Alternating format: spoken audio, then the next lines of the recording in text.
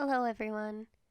A few weeks ago on Christmas, I received these Daniel Smith watercolor paints, and I haven't gotten around to using them. The first one is called Moonglow, which is supposed to be a dark reddish purple, and the second one is called Cascade Green, which is a greenish blue mixture that I'm really excited to see play out on paper. So today's video is going to show how I make these tube watercolors into pan watercolors, and then swatching and testing them out with some doodles. From what I could tell from researching these colors a little bit, they're made of several different pigments so that when they're spread out with water, they granulate and separate to create several hue shifts. They're special colors limited to Daniel Smith, and their 15 milliliter tubes like this can be from anywhere around $11 to $20. I think these two were around $13 to $16, but I'd have to double check. They were gifts, so I don't actually know their exact price. But they're going to go into this tin with all my other self-poured watercolors, including two other Daniel Smith colors that I got semi-recently, Wisteria and Cobalt Teal Blue. Although the Cobalt Teal Blue that I have looks different than the one online, but I digress. The other two on the top row are Van Gogh's watercolors in Payne's Gray and Chinese White, the latter of which is cracked because the binding solution separated during the time it was drying. The three heavily cracked paints on the bottom were from a cheap set I'd found in some craft store that I was curious about, but they didn't really hold up all that well, as you can tell. So making pan watercolors is actually pretty simple, just very time consuming. Some pigments more than others.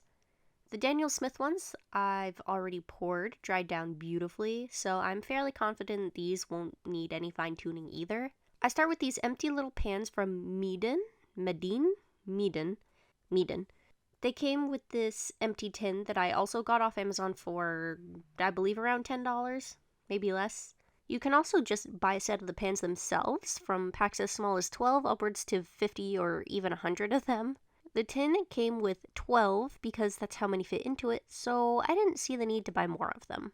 And before pouring, make sure you have a paper towel or some sort of sheet nearby to wipe off excess or clean up messes.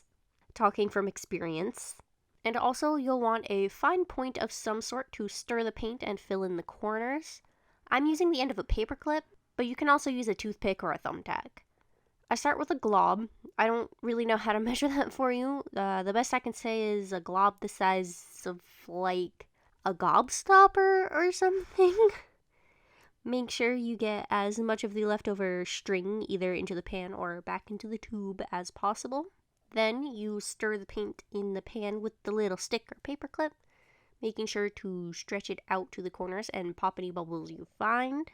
This helps fill the pan more completely, as well as take out bubbles and ensure that the binding agent that keeps the pigments together is thoroughly mixed in.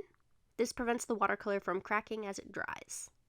Now, I don't fill the pan all the way with paint all at once, because that introduces more possibilities for the paint to separate and crack, or create more bubbles that might form under the surface. The bubbles aren't harmful necessarily, but they do mean you're not getting as much paint into your pan as you could. And they're annoying to deal with in general when painting if they happen to show up while you're in the middle of a session. Then, just as a final precaution, I tap or lightly drop the pan a few times to pop any bubbles and fill any parts of the pan that I might have missed. Doing this a few times, I'm satisfied with how the pan looks, and I put it into the tin overnight to dry. These paints dried within a day, but some paints may take longer. The Chinese White, for example, takes about a week to dry. And then when these are dry, I'll squeeze in some more paint for a new layer, smooth it out, and let that dry for another day. So when I come back, the pans will be full and ready to paint with. So I'll see you in a second.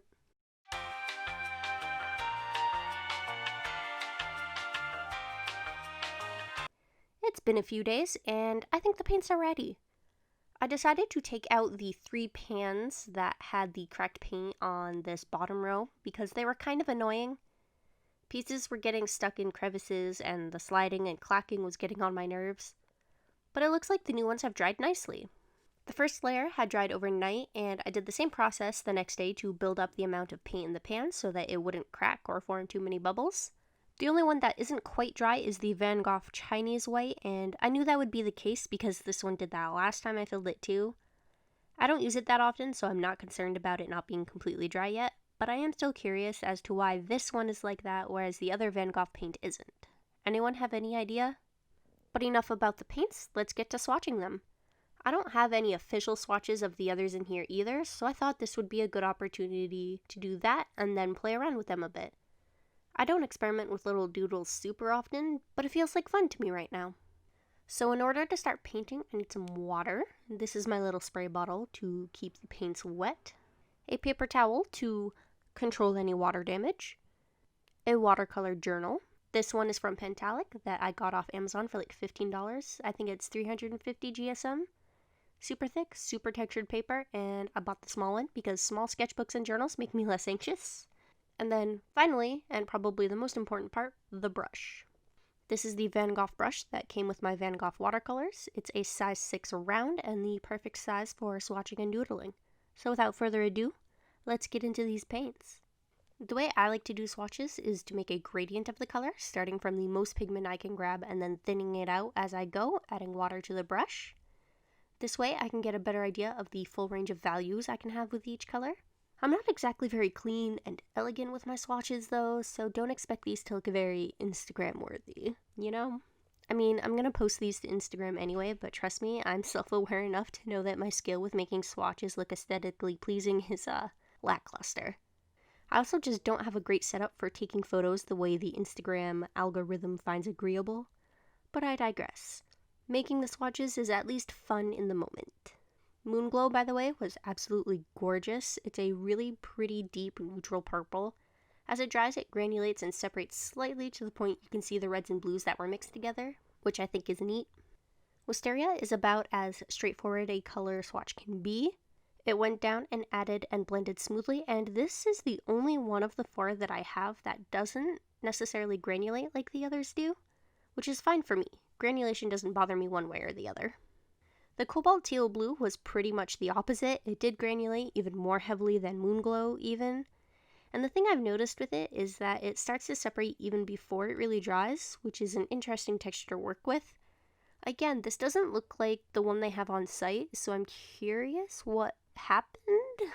And the last one that I was really excited for, Cascade Green. As it went down, I could tell it was going to be absolutely beautiful. It starts out really, really dark and appears mostly green until I start pulling the color to the right and adding more water. It looked green for most of the process, but as it dried, I could tell that it had separated into various hues of blue as well. It did granulate a little bit, but not as much as the cobalt teal or Moonglow. Then, on the left side of the page, I decided to swatch a few mixtures of the 4 colors. I started with a mixture of Moonglow and Wisteria, which was stunning to watch. I did accidentally smear the edge of the swatch on the lid, but it didn't affect it too much. It came out far lighter, but I could tell there was a bit more separation of the blue hues that are in Moonglow, which deposited mostly at the start of the swatch. It does make a very pretty light muted purpley blue that I want to play around with more though. The second one was a mix of the cobalt teal and cascade green. Similar to the last mixture, it took on more properties of the simpler color, so it's a lot lighter and looks more like the teal. But it did separate out the green hues more, and I think the way it deposited was really nice, and the way it granulated reminds me of the way rivers can look from like a distance, and that's something I'll consider painting in the future for sure.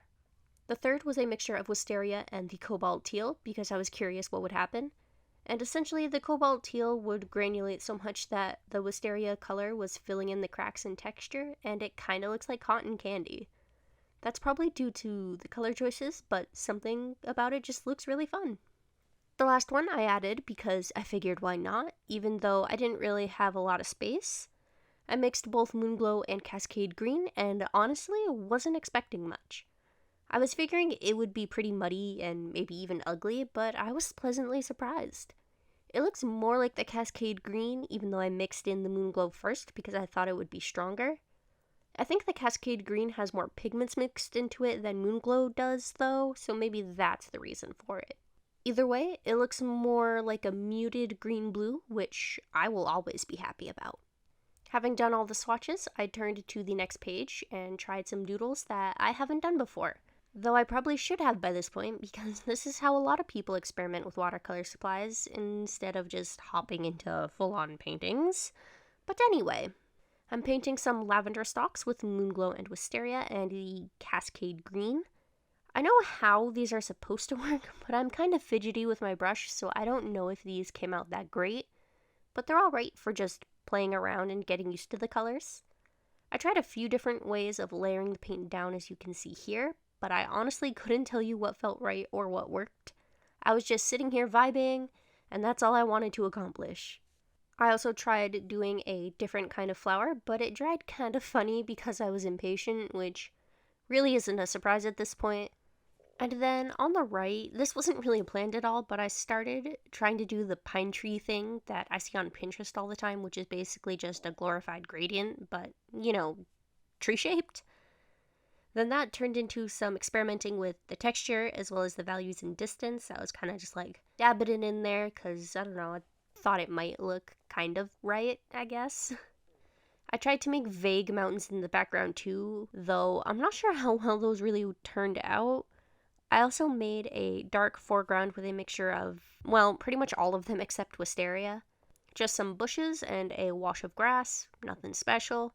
It doesn't exactly look like a well put together piece, but it wasn't supposed to either. I just wanted to play around with the application of all the paints, and they were a lot of fun to work with. I also tried to make some vague tree branches in the further trees, but I think I might have overdone it a little. It's not the greatest looking landscape, but it was a nice test. Especially for not planning it, which, is normal, but I digress. Once more. I'll try a landscape again at some point to try and improve because I really think these colors suit each other beautifully for that. So that's all for today. I just wanted to test the paints and see what I could do with them. I would have done a full piece, but at the moment life is pretty busy, so I'm doing about as much as I can manage. Thank you for watching if you made it this far. Tell me which of these colors is your favorite in the comments below, and maybe leave a like if you enjoyed this video. I make more content like this every Tuesday and Friday, so be sure to subscribe if you want to see more videos as they come out. I hope you have a good day, and I'll see you in the next one. Bye bye!